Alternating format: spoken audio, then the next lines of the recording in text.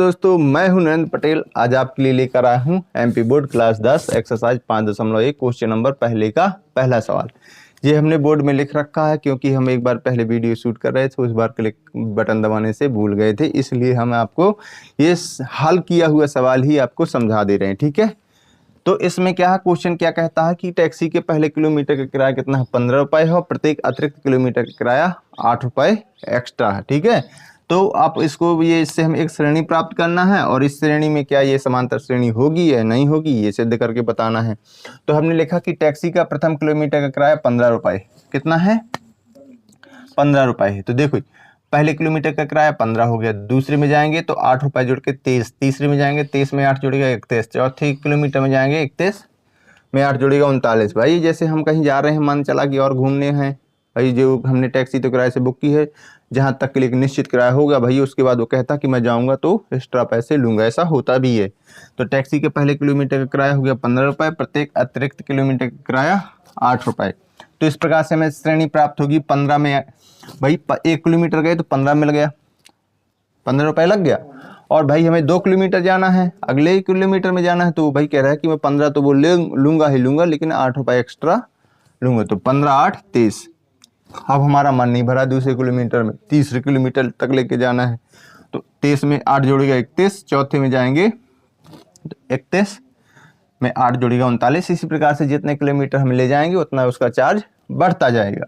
तो अब आपको पता होना चाहिए कि ये A1 है, A2 है, A3 है, A4 है। ठीक है, तो A1 का मान 15, A2 का मान 23, A3 का मान 31, A4 का मान 39। अब हमें ये सिद्ध करना है कि क्या ये समांतर श्रेणी है कि नहीं है। तो ये हम तभी सिद्ध कर पाएंगे जब हमारे सभी डी के मान क्या होना चाहिए, बराबर निकलना चाहिए। कि समांतर श्रेणी का यही नियम होता है, यदि सर्वांतर एक जैसा है, चाहे वो जैसा भी हो, चाहे धनात्मक हो, चाहे ऋणात्मक हो, चाहे शून्यात्मक हो। ठीक है, ध्यान देना। तो हम D1 का मान निकाल रहे हैं, तो D1 का मान निकालने के लिए सूत्र होता है A2 माइनस A1, अर्थात दूसरे पद को पहले पद यानी दूसरे पद से पहले पद को घटाना है। तो दूसरा पद हमारा 23 है, पहला पद है 31, क्या है 15, तो 23 माइनस 15 बराबर 8, यानी D1 का मान 8 प्राप्त हो गया। D2 बराबर होता है A3 माइनस A2, D2 में A3 का मान है 31, A2 का मान है 23, 23 में 31 में 23 जाएगा तो 8 बचेगा। इसी प्रकार D3 निकाल रहे हैं हम, A4 माइनस A3, A4 का मान 39 और A3 का मान क्या है 31, तो 39 में से 31 जाएगा तो 8। इन तो आप यहाँ पे देख रहे होंगे सभी D1 D2 D3 क्या है, आपस में बराबर हैं। तो D का मतलब आपको हम बता ही चुके हैं, सर्वांतर होता है, लेकिन कैपिटल D का मतलब वहाँ विविक्त कर होता है, अध्याय नंबर कौन से 4 में। ठीक है, तो हम यहाँ पे देख पा रहे हैं कि D का मान क्या है, बराबर है। तो यह एक समांतर श्रेणी है, क्योंकि यह एक समांतर, क्योंकि इसका जो समांतर श्रेणी है, कारण क्या है कि इसका जो सर्वांतर है, यानी कि सभी अंतर क्या है एक जैसा, इसलिए क्या होगी, एक समांतर श्रेणी होगी। इस प्रकार से क्वेश्चन नंबर पहला ये हल होता है। ये हल ही हो गया था क्योंकि हम पहले वीडियो शूट कर रहे हैं तो वो क्लिक नहीं हो पाया था, तो हमने हल कर दिया। हमने कहा भाई क्यों मिटाया जाए, आपको ही समझा दिया जाए, हल किया कराया ही। तो क्वेश्चन नंबर दूसरा हम पढ़ लेते हैं। कहता है किसी बेलन में उपस्थित हवा की मात्रा, किसी बेलन में कुछ हवा है उसकी मात्रा, जबकि वायु निकालने वाले पंप, यानी कि जो उसमें बेलन में भरी हुई हवा है, उस हवा को एक पंप के माध्यम से निकालना है। तो वो पंप क्या करता है, प्रत्येक बार में बेलन की शेष हवा का, भाई हर बार निकालेगा तो कुछ ना कुछ उसमें शेष हवा बचती जाएगी, तो इस शेष हवा का 1/4 भाग निकालता है। तो इस कंडीशन में हमें एक समांतर श्रेणी प्राप्त करना है। यदि ये समांतर श्रेणी है तो क्यों है, इसका रीजन भी देना है। तो अच्छा, हमने ये लिख रखा है, हमने लिखा माना कि भाई हमें पता नहीं कि बेलन में क्या हवा की मात्रा है, तो हमने लिख दिया माना कि बेलन में हवा की मात्रा 1 है, अर्थात A1 का मान हमें क्या प्राप्त हो गया, 1 प्राप्त हो गया। जब हवा की मात्रा 1 है, यानी उसके अंदर हवा 1 है, तो उसकी मात्रा यानी कि एक पद हमारा A1 हो गया। अब A2 बराबर करेंगे भाई शेष हवा का, शेष हवा, शेष ये 2 बार हम लिख रहे हैं, शेष हवा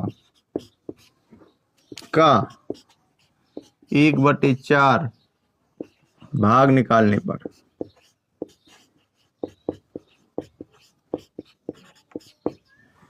यानी कि निकालने पर यानी कि माइनस करने पर, तो शेष हवा हमारे पास क्या बची थी 1, तो शेष हवा का उसने कहा था ना, तो भाई उससे तो निकालेंगे, तो भाई जो बचेगी उससे निकालेंगे किसका, जितना था उसका 1/4, यानी कि 1 था तो इसका 1/4, यानी कि 1 माइनस 1/4 बराबर ये क्या हो जाएगा, 4 लघुत्तम आएगा, 4 माइनस का 1 अर्थात 3/4। A2 का मान क्या प्राप्त हो गया, 3/4। ऐसे इसी प्रकार क्या करेंगे, हम जितने भी पद निकालना चाहो निकाल सकते हैं। हमें A3 और निकालना है, A3 बराबर लिखेंगे शेष हवा। अब हमारे सिलेंडर में कितनी हवा बची, 3/4, शेष हवा माइनस शेष हवा का 1/4 भाग निकालने पर, ठीक है। तो हमारे पास A3 बराबर प्राप्त करना है, तो शेष हवा क्या थी, 3/4 था, माइनस 3/4 शेष हवा का, यानी कि गुणा 1/4। तो ये क्या हो जाएगा हमारे पास, A-3 बराबर 3/4 माइनस 3 और 4 चौको 16। तो अब हमारा यहाँ पे क्या प्राप्त हो जाएगा, लघुत्तम, 4 और 16 का लघुत्तम क्या प्राप्त हो जाएगा, 16। क्या प्राप्त होगा, 16। तो 4 × 12 माइनस 3, यानी कि A3 बराबर हो जाएगा, क्या हो जाएगा, 12 में से क्या जाएगा, 3 × 9, यहाँ पे क्या हो जाएगा, रुकना, 16 हो जाएगा, 16 और इसमें 4 × 12, ठीक है, 16 3, यानी कि क्या होगा, 3, 12 में 3 जाएगा, 9/16, यानी कि A3 का मान हमारा क्या हो जाएगा, 9/16। अब आप चाहें तो अगले पद भी निकाल सकते हैं इसी प्रकार, A4 A5 A6 A7 जितने भी चाहिए। तो अब हमें इतने में लगभग काम हमारा हो जाएगा, तो हम लिखेंगे तो प्राप्त श्रेणी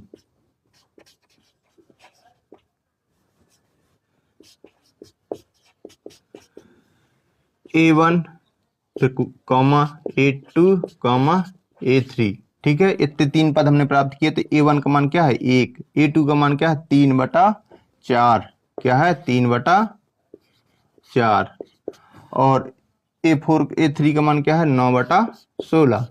तो ये क्या हो जाएगा, A1 A2 का मान क्या प्राप्त हो गए हमें, 1, 3/4, 9/16। तो अब ये तो हमें क्या प्राप्त हो गई, एक श्रेणी प्राप्त हो गई। अब तो हमें पता तो है नहीं है कि श्रेणी समांतर श्रेणी है कि नहीं है, यही तो उसने हमसे क्यों का क्वेश्चन लगा दिया था उसने। तो अब हमें क्या करना पड़ेगा, अब हमें क्या करना है, सर्वांतर निकालना है। क्या निकालना है, सर्वांतर। तो इसके और इसके बीच सर्वांतर निकालेंगे, ठीक है।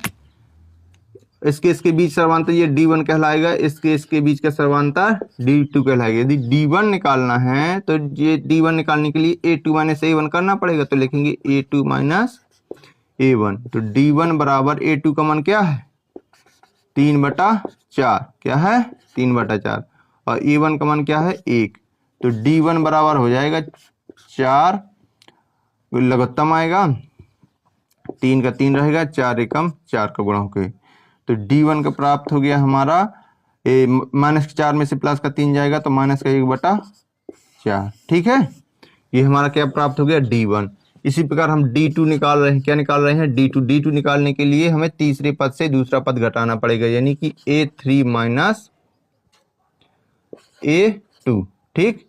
तो D2 बराबर हो जाएगा, A3 का मान कितना है, 9/16, A2 का मान है 3/4, लघुत्तम आएगा 16। क्या आएगा, लघुत्तम क्या आएगा, 16। तो 9 माइनस 4 चौको 16, 4 × 12, यानी कि माइनस के 12 में से प्लस का 9 जाएगा तो कितना प्राप्त हो जाएगा हमारा, माइनस का 3/16। क्या प्राप्त हो गया, 3/16। ये क्या हो गया, D2 का मान। तो अब हम भैया कंपेयर करते हैं, D1 और D2 का मान रखते हैं। तो D1 का मान कितना निकला, माइनस का 1/4, और D2 का मान निकला माइनस का 3/16। तो क्या आपस में बराबर है, तो बराबर नहीं है, तो बराबर का चिन्ह लगा देंगे, नहीं है का चिन्ह लगा देंगे। अतः प्राप्त श्रेणी समांतर श्रेणी नहीं है। क्योंकि आपको कारण तो पता चल गया होगा, क्योंकि सर्वांतर समान नहीं है। सर्वांतर, क्योंकि सर्वांतर समान नहीं है। तो अब आपको धीरे धीरे समझ में आने लगा होगा कि हम समांतर श्रेणी कैसे पहचानेंगे। हमारा क्वेश्चन है कि प्रत्येक मीटर की खुदाई के बाद, यानी हर एक मीटर की खुदाई के बाद एक कुआं खोदने में आई लागत, जबकि प्रथम मीटर खुदाई की लागत 150 रुपये है और बाद में प्रत्येक मीटर खुदाई की लागत 50 रुपये बढ़ जाती है। तो ये भाषा जो लिखी है ना, उसको आगे पीछे मार के कर दिया है। बच्चे ने इसको पढ़ा, उसके दिमाग में नहीं चढ़ा, वो कहा ये हुआ सवाल कठिन। अरे भैया सुनना, इसको हम कैसे अपने तरीके से बता रहे हैं। एक कुआं खोद रहा है, ठीक है, एक कुआं खोदा जा रहा है, इतना तो समझ में आ गया ना। एक कुआं खोदना है तो उसकी गहराई करना है। अब गहराई करेंगे तो खुदाई करना पड़ेगा। खुदाई करना है तो यदि हम 1 मीटर, कहने का मतलब ये हमारा 1 मीटर है, 1 मीटर हम इसको गहर खोद देते हैं। शुरुआत का पहला मीटर खोदते हैं तो उसमें हमें कितना रुपए मिलता है? 150 रुपये मिलता है। कितना मिलता है? 150 रुपये। इसके बाद जितने भी 1 मीटर नीचे की ओर खोदते जाएंगे उसमें 50 रुपये प्रति मीटर की दर से बढ़ोतरी होती है। यानी कि प्रत्येक मीटर की खुदाई कितनी होती है? 50 रुपये बढ़ जाती है। यानी कि यदि पहले मीटर में 150 मिला था तो दूसरे मीटर में 50 में 150 जोड़ देंगे तो कितना हो जाएगा? 200। और अगला तीसरा मीटर खोदेंगे तो 250, चौथा मीटर खोदेंगे तो, समझ में आ गया ना, ये है। और यहाँ पे उसने लिख दिया मार के तोड़ मरोड़ के, बच्चे हो गए परेशान। तो ऐसा नहीं है, क्वेश्चन समझ में आ जाएगा, हम आपको करके बता रहे हैं तो हम इसमें हल करके बताएं।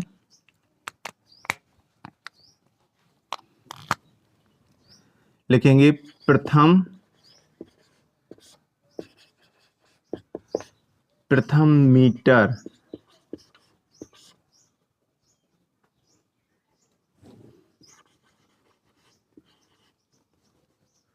खुदाई की लागत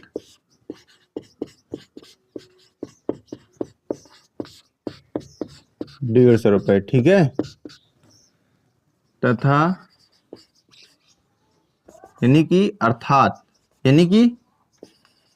प्रथम मीटर खुदाई की लागत कितनी होगी? 150 रुपये। अर्थात A1 का मान क्या प्राप्त हुआ हमें? 150 रुपये। तो A2 के लिए क्या करेंगे? प्रत्येक अतिरिक्त मीटर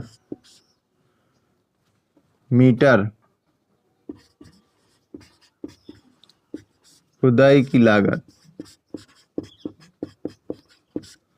कितनी है? 50 रुपये है। तो भाई 1 मीटर हमने यहाँ से यहाँ तक खोद दिया, तो अगला हम खोदेंगे तो इसको भी तो शामिल करेंगे कि ऐसे उड़ के सीधे यहाँ आ जाएंगे। तो इस 1 मीटर में तो आएंगे, फिर इसके बाद तो ये हो जाएगा हमारा A2 हो जाएगा, क्या हो जाएगा? 150 ये था प्लस 50, यानी कि कितना हो जाएगा?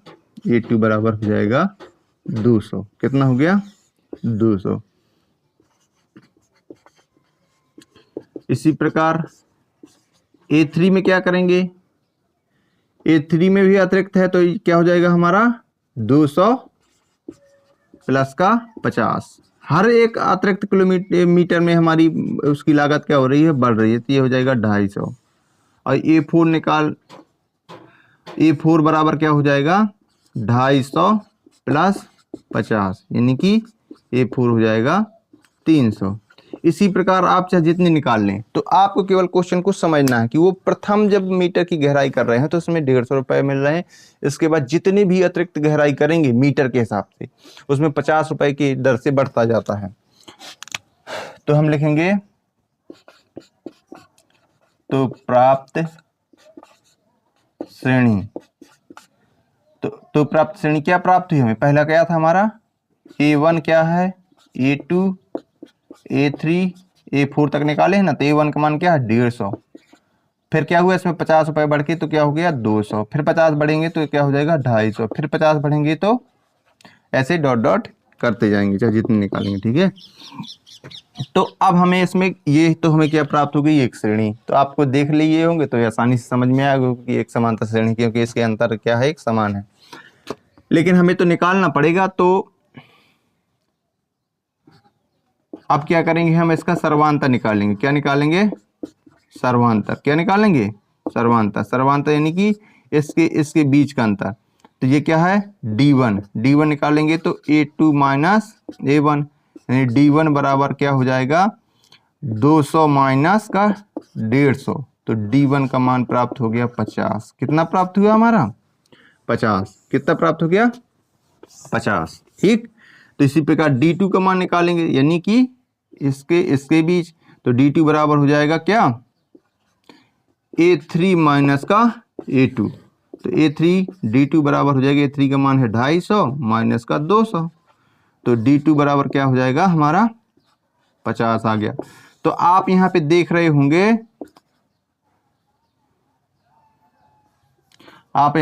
होंगे, अब करेंगे d1 और d2 कि d1 d2। तो d1 का मान 50, d2 का मान 50। तो क्या है, ये आपस में बराबर है, यानी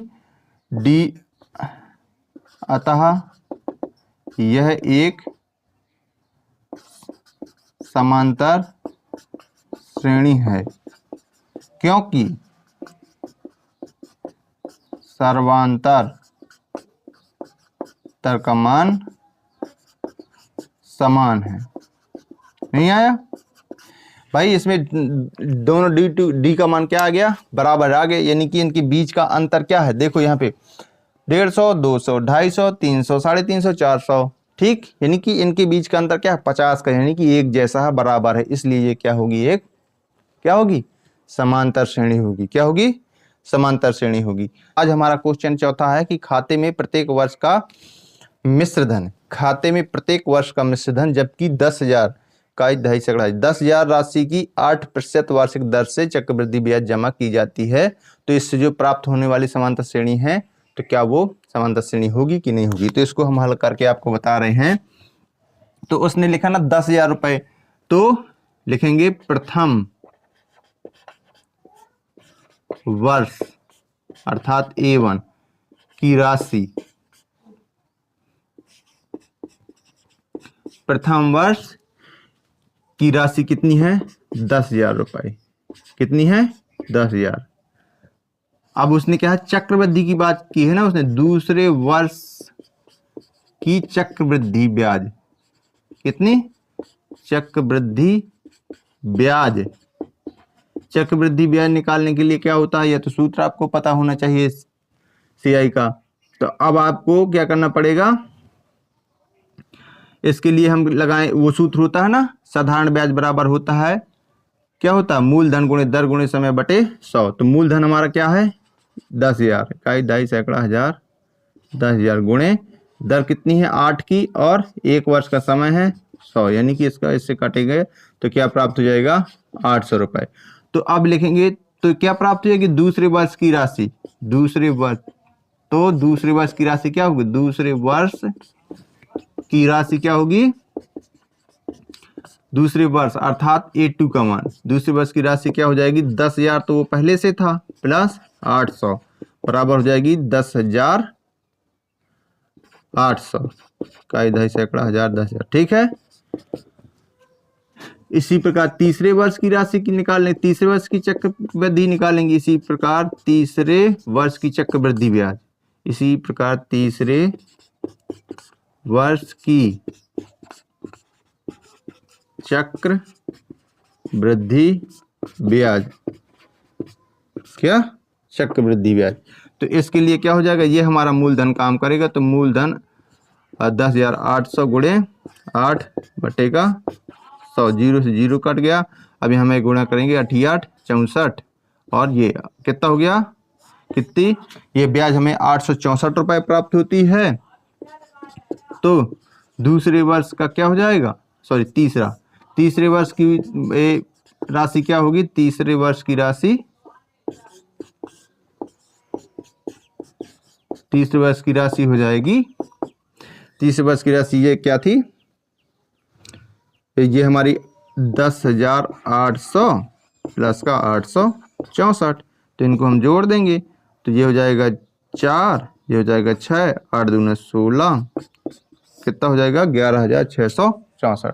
तो ये क्या हो जाएगा, ये हो गया A1 का मान, ये A2 का मान, ये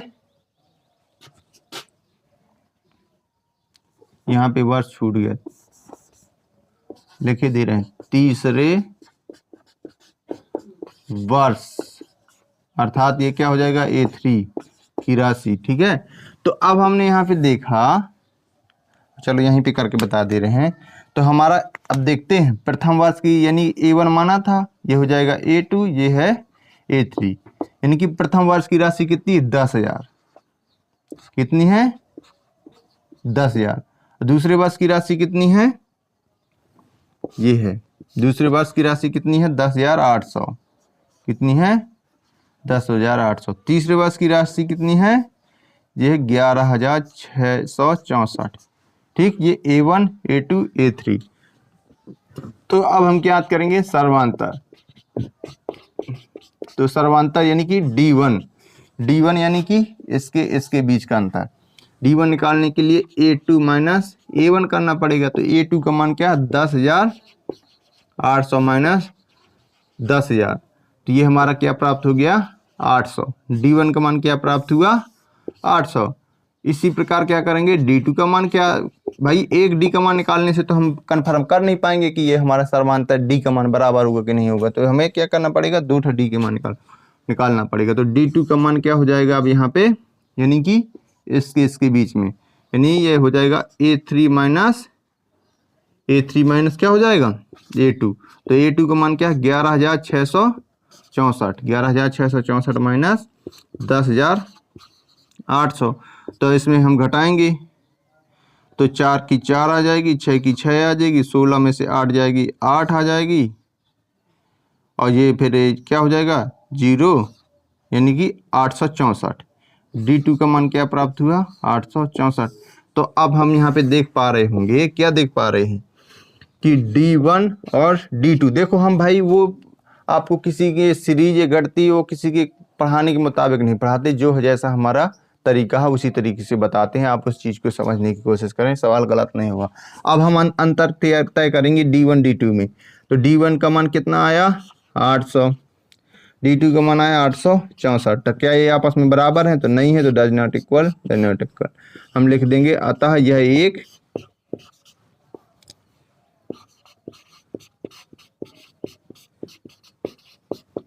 समांतर श्रेणी होगी कि नहीं होगी।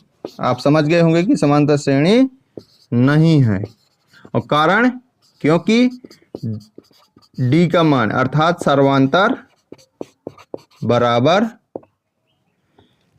या समान नहीं है। क्या है, सर्वांतर हमारा समान नहीं निकला है। इस प्रकार से ये जो हमारा क्या हो, जो प्राप्त हमारी श्रेणी है, तो लिख देंगे तो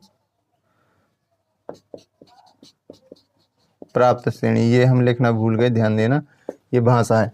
तो प्राप्त श्रेणी हमारी जो 10,800 11,664 था, ये आपस में समांतर श्रेणी, ये पूरी समांतर श्रेणी नहीं है, क्योंकि ये समांतर श्रेणी होने की शर्त को फॉलो नहीं करती है। क्वेश्चन नंबर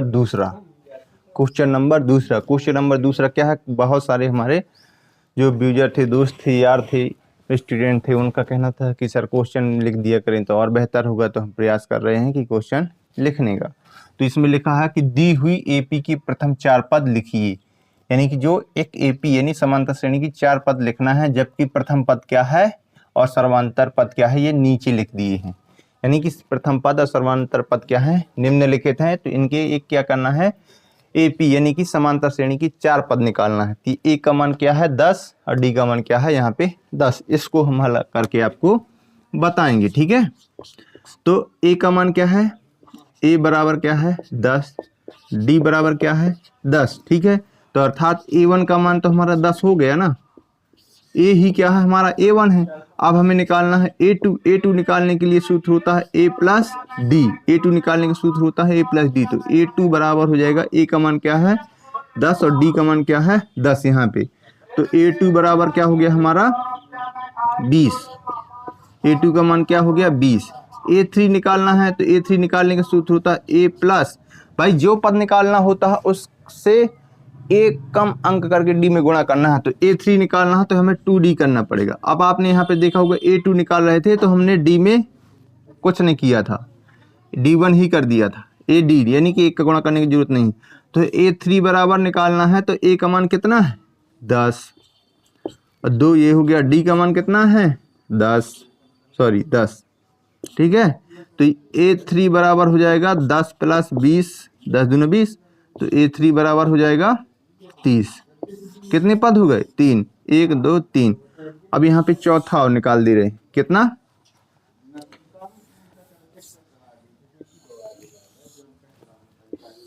तो A4 निकालना है। तो आप बता देंगे तो A4 का सूत्र क्या बन जाएगा, समझ में आ गया ना। A4 यानी 4 का पद निकालना है तो D के साथ कितने का गुणा, एक कम, यानी 4 में एक कम 3, यानी कि क्या हो जाएगा A प्लस 3D।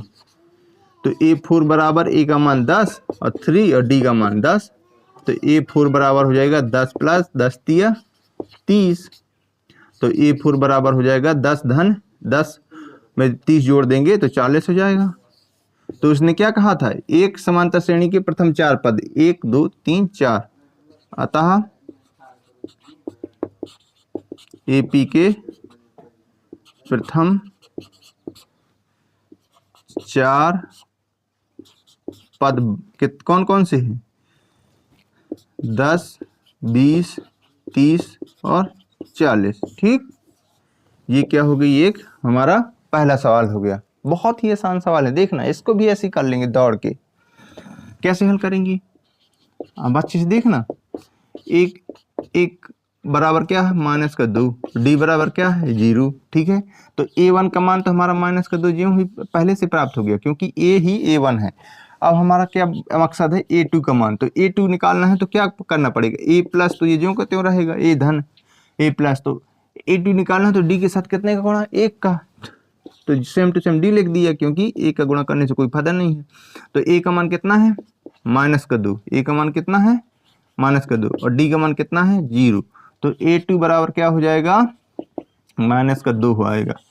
हमारा A3 भी A1 भी 2 है, A2 भी माइनस का 2 है। ठीक, आप यहाँ पे देख पा रहे होंगे। A3 का मान निकालना है, किसका, A3 का निकालने के लिए A प्लस D के साथ कितने का गुणा 2 का, आ गया ना समझ में। तो A3 बराबर A का मान कितना -2 और 2 गुणे D का मान 0, तो A3 बराबर क्या हो जाएगा -2, 2 का गुणा 0 से होगा तो 0, तो A3 का मान कितना आ गया -2।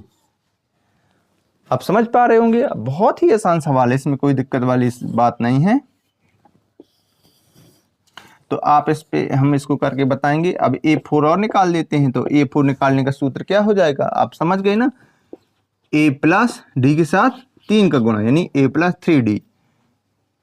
तो A4 बराबर हो जाएगा A4 का यानी चौथा पद निकलेगा हमारा, A का मान कितना है -2 प्लस 3 गुणे का D का मान 0, तो A4 बराबर -2 प्लस 0, A4 बराबर -2। आपने यहाँ पे देखा कि हम लिखेंगे अतः AP के प्रथम 4 पद कौन कौन से हैं, -2 -2 -2 और -2, 1 2 3 4। ये क्या प्राप्त हो गया, एक समांतर श्रेणी। तो अब आप सोच रहे होंगे कि सर जी इसमें कोई किसी भी प्रकार का अंतर नहीं आया, यहाँ पे सीधे D का मान 10 यानी कि 10 का अंतर आ रहा था, तो हमने आपको नहीं बताया था। ध्यान कर लो कि सर्वांतर हमारा कैसा होता है, धनात्मक भी हो सकता है, भाई जुड़ जुड़ के हो सकता है, ऋणात्मक ऋण की यानी घट घट के भी सर्वांतर निकलता है, और पता चले शून्य कोई भी अंतर ना निकले, किसी प्रकार का अंतर आया गया -2 आ गया, तो ये भी एक क्या होगी समांतर श्रेणी निकल आई। ठीक है, तो इसके बाद ये हमने तीसरा क्वेश्चन भी लिख रखा है, तो तीसरा क्वेश्चन में हम इसको हल करेंगे ना, आपके अब समझ में आ रहा होगा अच्छे से। तो A का मान क्या है 4 है ना, और D का मान क्या है -3, ये है। अरे तो भैया इसमें कोनो दिक्कत नहीं लेना है। देखो ये भी वही सवाल है जैसे हम करते आए हैं। तो ए ही क्या है हमारा A1 है, चाहे ए लिख दो चाहे A1 लिख दो। तो A1 का मान हमारा 4 हो गया ताकि हमें दिक्कत ना जाए।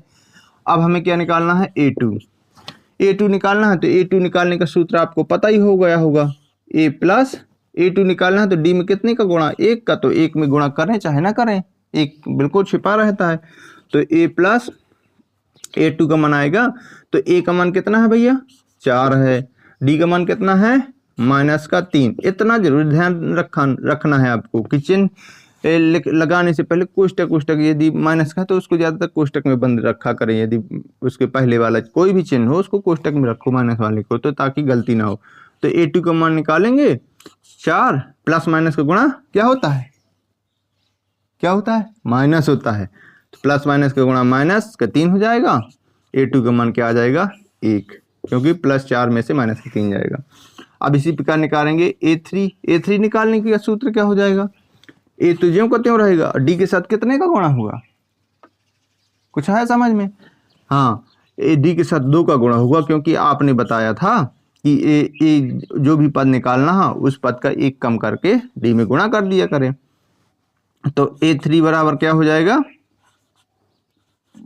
ए का मान कितना है बेटा, 4 है, और डी यानी कि 2, और डी का मान 2 ये हो गया सूत्र का। डी का मान है -3।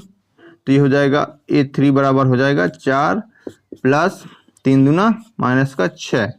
ये हो जाएगा A3 बराबर होगा 4 -6। तो A3 बराबर क्या निकला हमारा, -2। क्या निकला, -2। कितने पद हुए हमारे, 1 2 3 पद हुए। A4 और निकाल लें। तो A4 निकालने के लिए डी के साथ 3 का गुणा करेंगे, ये तो आपको पता ही हो गया। ए का मान कितना है, 4 प्लस 3, डी का मान कितना है, -2।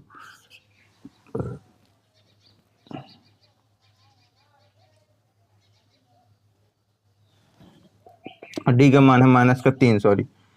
तो A4 बराबर 4 प्लस -3 का 9। तो A4 निकलेगा हमारा 4 -9 प्लस माइनस का गुणा -9, ठीक है। A4 बराबर हो जाएगा -5। कितना हो जाएगा, -5, ठीक है। तो A4 का मान हमारा क्या प्राप्त हो गया, -5, ठीक है। तो अतः हमारी समांतर श्रेणी क्या होगी, अतः AP के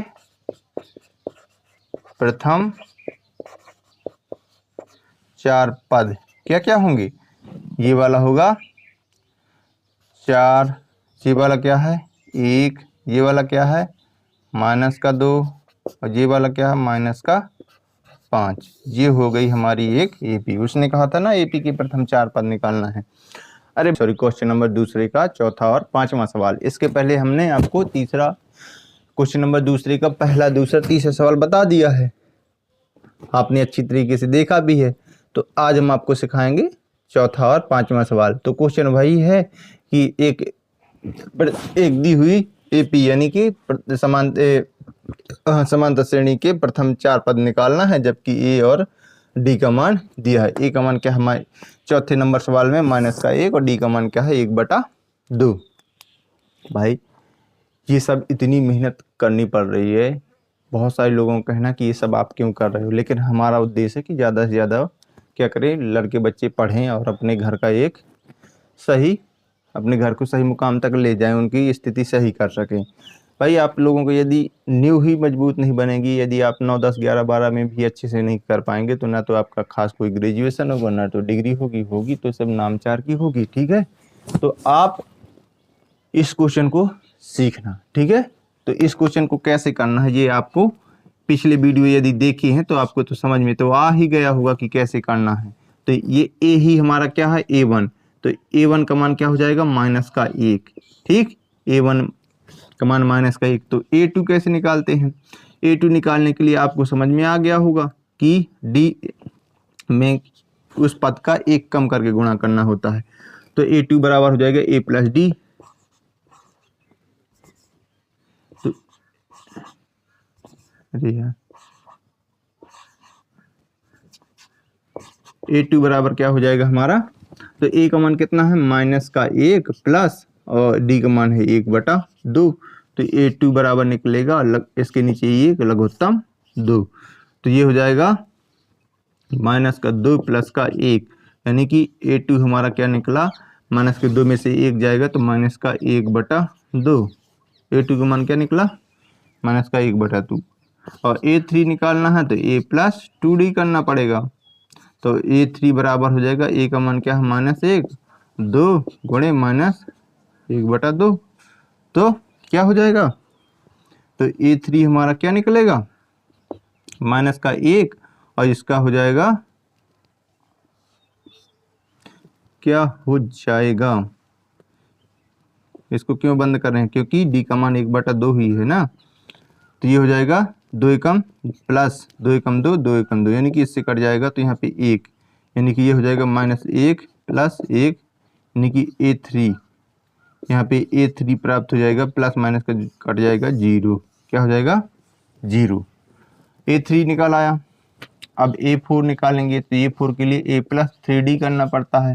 तो A3 बराबर A का मान है -1 प्लस 3 गुणे 1/2, D का मान 1/2 है। A3 बराबर -1 प्लस 3/2, लघुत्तम आएगा हमारा, लघुत्तम क्या आएगा 2, क्या आएगा लघुत्तम हमारा 2। तो ये हो जाएगा -2 प्लस का 3। तो A3 बराबर क्या प्राप्त हुआ, 1/2। कितने पद हुए अभी, सॉरी A3 नहीं, ये A4 है, क्या है A4। हम लिख देंगे, अतः AP के प्रथम 4 पद क्या क्या होंगे, प्रथम पद है -1, दूसरा हो जाएगा माइनस का 1/2, क्या हो जाएगा माइनस का 1/2, तीसरा हो जाएगा 0, क्या हो जाएगा, क्या हो जाएगा 0, और चौथा हो जाएगा 1/2। ये हो जाएगी हमारी समांतर श्रेणी, क्या हो जाएगी, एक समांतर श्रेणी। अब हम सवाल नंबर 5 को देखते हैं। सवाल नंबर 5 को हम हल करेंगे तो यही है कि A1 का मान क्या होगा, A ही हमारा A1 होता है, ये आपको बार बार बता रहे हैं, माइनस का 1.25, ये क्या हो जाएगा हमारा A1। तो A2 निकालना है, तो A2 निकालने के लिए होता है A प्लस D। तो A2 बराबर हो जाएगा, A का मान कितना है, माइनस का 1.25 प्लस D का मान है कितना, माइनस का 0.25। तो ये क्या होगा, A2 बराबर हो जाएगा -1.25 माइनस प्लस का गुणा माइनस 0.25। तो A2 बराबर हो जाएगा कितना, ये माइनस माइनस से आपस में जुड़ जाएंगे तो कितना हो जाएगा, -1.50। कितना हो जाएगा, -1.50। यही था, कहीं गलत तो नहीं हो गया, एक बार और देख लें, सही है। तो A2 हो गया। अब A3 निकालना है। A3 निकालने का सूत्र क्या होता है, A प्लस 2D। तो A3 बराबर A का मान क्या है, -1.25 प्लस 2, D का मान है माइनस का 0.25। तो A3 बराबर हो जाएगा -1.25 प्लस, इसमें हो जाएगा प्लस माइनस का गुणा माइनस, याद रखना। तो ये हो जाएगा 0.25 दूना 50, इतना हो गया। ये आपस में जोड़ेंगे तो A3 बराबर हो जाएगा कितना, -1.75। अब हम निकालते हैं A4 के लिए A प्लस 3D। तो A4 बराबर A का मान क्या है, ये है -1.25 प्लस, और D का मान क्या है, माइनस का 0.25, और गुणे में क्या हो जाएगा 3, ठीक। तो A4 बराबर हो जाएगा -1.25 प्लस माइनस गुणा माइनस और 0.25, कितना 75, हाँ 0.75 आ जाएगा, ठीक है। A4 हो जाएगा माइनस माइनस जुड़ के, तो चिन्ह रहेगा ही माइनस का, और ये हो जाएगा सीधा सीधा 2.0। और ये क्या प्राप्त हुआ, अतः AP के प्रथम 4 पद क्या हैं? हमारे पास है माइनस का 1.25, दूसरा है माइनस का 1.05, हाँ 50, तीसरा है माइनस का 1.75 और चौथा है माइनस का 2.0। इस प्रकार से ये क्या हुआ, ये भी एक समांतर श्रेणी प्राप्त कर दी, अर्थात उसके ईपी की 4 पद प्राप्त हो जाते हैं। आशा करते हैं कि आप खुश होंगे, स्वस्थ होंगे, मस्त होंगे और ज्यादा से ज्यादा पढ़ाई कर रहे होंगे। आपके मम्मी पापा भी आपका सपोर्ट करते होंगे। तो आप अपने मम्मी पापा की उम्मीदों को मत तोड़ें, ज्यादा से ज्यादा पढ़ाई करें ताकि आपके 10वीं में अच्छी मार्क आए और ताकि आपका भविष्य अच्छा बन सके। यदि मार्क अच्छे आएंगे तो आप अच्छा सब्जेक्ट चुनेंगे 11वीं में और अच्छी पढ़ाई करके अपने माँ बाप का सपना भी पूरा करेंगे। तो यही हमारी उम्मीद है, यही आपके माता पिता की भी एक ख्वाहिश है। तो आप इस ख्वाहिश को आप और हम मिल करके पूरा करेंगे। तो आज हम आपके लिए लेकर आए हैं एक्सरसाइज 5.1 और क्वेश्चन नंबर 3। 5.1 के क्वेश्चन नंबर 3 क्लास हमारी क्या चल रही है 10। तो इसके पहले हमने आपको क्वेश्चन नंबर 2 तक की सवाल यानी 5.1 के क्वेश्चन नंबर 1 और 2 आपको बता दिए हैं। हाँ, जिन बच्चों ने यदि आप अध्याय 4 न देखा हो, 3 न देखा हो, 2 न देखा हो, ये सब यदि नहीं देखे हैं तो वो हमारे पुराने वीडियो यानी कि जो पिछले वीडियो जो बनाए हैं आपको सिखाए हैं तो वो आप जा करके देख सकते हैं और सीख सकते हैं। तो आज हम लोग सीखेंगे क्वेश्चन नंबर 3 कि निम्नलिखित में से प्रत्येक एपी यानी कि समांतर श्रेणी के लिए प्रथम पद और सर्वांतर लिखना है। ये हमारे पास क्या है, एक समांतर श्रेणी दी हुई है, इनसे हमें क्या निकालना है, उसका प्रथम पद और सर्वांतर। प्रथम पद तो आप आंख मीच करके बता सकते हैं कि जो समांतर श्रेणी का पहला पद ही होता है वही एक उस श्रेणी का प्रथम पद कहलाता है। ठीक, तो आज हम आपको सिखाएंगे, आप निश्चिंत रहे, आप सीखेंगे, ये हमारी गारंटी है। ठीक, तो आप हमारे साथ बने रहें। अब हम आपको बोर्ड पे लेके चल रहे हैं, आपको सिखा रहे हैं। तो क्वेश्चन नंबर हमारा पहला है, क्या उसने लिखा है 3 1 -1 और -3 डॉट डॉट डॉट, ये नाम तक चलती है हमारी एक समांतर श्रेणी। तो इसका हमें प्रथम पद निकालना है और इसका सार्वंतर यानी कि डी का स्मॉल डी का मान निकालना है। तो इसका प्रथम पद क्या हो जाएगा, हमारी श्रेणी क्या है 3 फिर 1 फिर -1 फिर -3 फिर कॉमा डॉट डॉट। तो इसका प्रथम पद क्या हो जाएगा, A1 हो जाएगा 3। ये तो आसानी से पता चल गया, यानी कि यहाँ पे लिख देंगे प्रथम पद, इसी को बोला जाता है A1 बराबर क्या हो जाएगा 3। अब क्या निकालना है, सर्वांतर। क्या निकालना है, सर्वांतर यानी कि डी।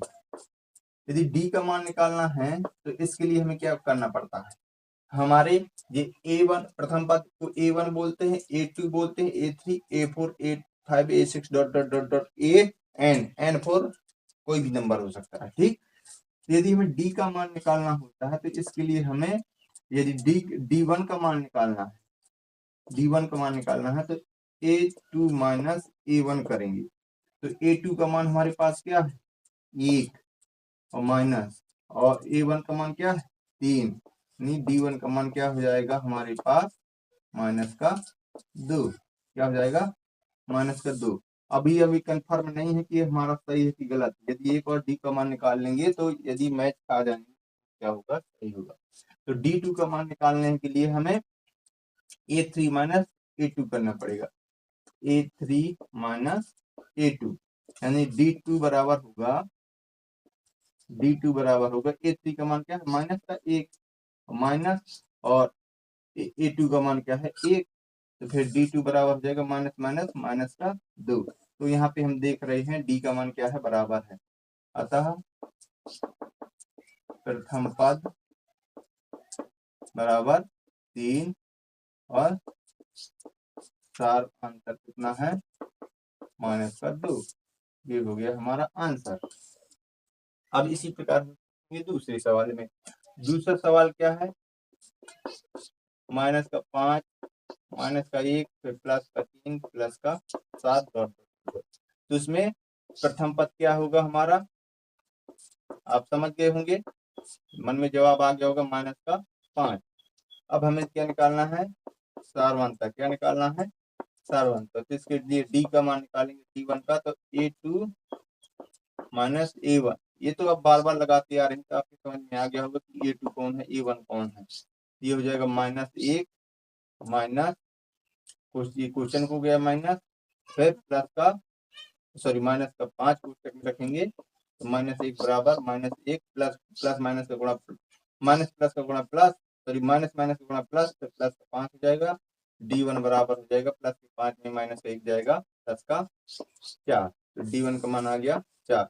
यानी कि हमें D2 का मान निकालें या नहीं निकालें, ये तो आपको तरीका बताया, क्योंकि ये समांतर श्रेणी है, तो वो वैसे ही आपका क्या होगा, एक ही मान निकलेगा। चाहे तो हम निकाल के भी बता दे रहे हैं, D2 का कैसे निकालेंगे, A3 माइनस A2, यानी कि A3 का मान 3 है, माइनस A2 का मान है माइनस का 1। तो D2 बराबर क्या हो जाएगा, 3 माइनस माइनस का गुणा प्लस का 1, यानी D2 का मान भी क्या निकला, 4। यानी कि सभी जगह D2 का मान क्या निकल रहा है, 4। अतः प्रथम पद क्या हो जाएगा हमारा, प्रथम पद हो जाएगा माइनस का 5, और सर्वांतर क्या हो जाएगा, क्या हो जाएगा, 4। ये हो जाएगा हमारा आंसर। ये हो जाएगा हमारा दूसरा सवाल हो गया। और तीसरा सवाल भी आपको समझा दे रहे हैं। तीसरा सवाल है हमारा क्या है, तीसरा सवाल है 1/3, 5/3, 9/3 और 13/3 डॉट डॉट। ठीक, ये हमारा कौन सा, तीसरा सवाल। तो इसको हम करके सीखेंगे। ठीक है, तो इसमें हल क्या होगा, वही होगा, प्रथम पद क्या निकलेगा इसका, 1/3। तो प्रथम पद तो 1/3 आसानी से हमारा प्राप्त हो गया। अब सर्वांतर निकालना है, सर्वांतर की आप समझ गए होंगे, यानी D1 का मान निकालना है, तो क्या करना पड़ेगा, A2 माइनस A1। तो D1 बराबर क्या हो जाएगा, 5/3 माइनस का 1/3। तो इसका लघुत्तम क्या, हर एक समान है, तो सीधे जो अंश का क्या हो जाएगा, आपस में घटाव हो जाएगा, जो चिन्ह होगा। तो 5 - 1 बराबर 4/3, यानी कि D1 का मान क्या आ गया, 4/3। इसी प्रकार यदि आपको चेक करना है कि ये सही है कि नहीं है, क्या हो सकता है, ये जो समांतर श्रेणी सही समांतर श्रेणी है कि गलत है कि नहीं भी है, तो अब इसको हम और करके देख के ले रहे हैं।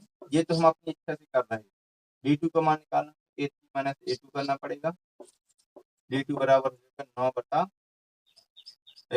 3 का मान है 9/3 माइनस 5/3। तो ये 5 में से 9 में से 5 जाएगा, 4/3, यानी कि D2 का भी मान क्या आ गया, 4/3। तो ये क्या होगा, अतः प्रथम पद क्या है हमारा, 1/3, और सर्वांतर क्या है हमारा, सर्वांतर क्या निकला, 4/3। ये हो जाएगा हमारा आंसर। ठीक, इसी प्रकार बच्चों आज हम ये चौथा सवाल भी इसी में किए दे रहे हैं। चौथा सवाल क्या है, चौथा सवाल हमारे पास है 4 नंबर का सवाल है, 0.6, 1.7, 2.8, 3.9, डॉट डॉट। ठीक, ये भी क्या है, एक हमारी समांतर श्रेणी। इसका भी हमें क्या करना है, प्रथम पद और सर्वांतर ज्ञात करना है। तो ये आपको आसानी से बन जाएगा, क्योंकि 3 सवाल इसके हम यही कर, तो आसानी से फिर भी हम करके आपको बता दे रहे हैं। ठीक है, तो इसका प्रथम पद क्या होना चाहिए, आप जवाब दो। तो जवाब आपके मन में आ गया होगा, क्या होना चाहिए, 0.6, क्योंकि इसका पहला पद ही प्रथम पद कहलाता, दूसरा द्वितीय, तीसरा तृतीय, ऐसे सब प्रथम A1 A2 डॉट AN। ठीक है, तो प्रथम पद क्या हो गया, 0.6। तो अब हमें सर्वांतर इसका भी निकाल लेते हैं। क्या निकाल लेते हैं, सर्वांतर, यानी कि D1 का मान। भाई इसलिए हम D1 निकाल रहे हैं, ताकि ऐसा तो नहीं कि जो हमारे पास ये सर्वांतर से गलत तो नहीं, इसलिए कर रहे हैं। एक ही बार हम D का मान निकाल लेंगे तो करा लेंगे। ठीक, तो D1 बराबर हो जाएगा A2 माइनस A1। तो D1 बराबर हो जाएगा A2 का मान क्या है, 7 माइनस 6। अर्थात D1 का मान क्या हो जाएगा 1.1। भाई 7 में से रह जाएगा 1 और 1 के नीचे 0 है तो वो 1 हो जाएगा। इसी प्रकार D2 का मान निकालेंगे तो हो जाएगा A3 माइनस A2। तो ये क्या हो जाएगा D3 बराबर 2.8 माइनस का 7 बात क्या बचेगा 3.1। तो इसमें भी आप देख रहे हैं सभी के मान बराबर है। तो अतः प्रथम पद क्या हो जाएगा है कार्बान्तर क्या हो जाएगा तो इस प्रकार का एक सर्किट खत्म होता है। तो आज हमने आपको समझा दिया है 5.1 यानी कि क्वेश्चन नंबर 30 के 4 सवाल आपको बता दिए। अब हम आपको मिलेंगे क्वेश्चन नंबर 4 पे।